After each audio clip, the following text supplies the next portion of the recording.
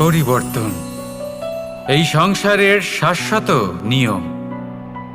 কোনো রাজা নেই যিনি চিরকাল রাজা থাকেন, কোনো ধনী ব্যক্তি নেই যিনি চিরকাল ধনী থাকবেন। এই সংসারে সূর্যের স্থান নেওয়ার জন্য চন্দ্রিমার আগমন ঘটে। কোনো স্থান যাকে পতিত বলা হয়েছিল সেখানে মহল তৈরি হয়েছে, কোনো স্থান যাকে আজ মলিন বলা হয়েছে কাল সেখানে মন্দিরও স্থাপন হতে পারে। কোনো ঋতু চিরকালের জন্য থাকে না, কখনো সময় চিরকাল একরকম থাকে না।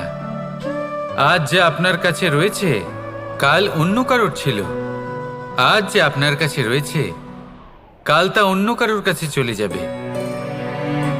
আপনার সাথে কিছু থাকলে তা হলো আপনার কর্ম, কিন্তু সেই কর্মের পরিণামও আপনার নয়। আপনি শুধু কর্ম করুন, বাকি সবকিছুই পরিবর্তনশীল। কিন্তু সেই পরিবর্তনকে দেখে ভয় পাওয়ার প্রয়োজন নেই, তাকে স্বাগত জানান।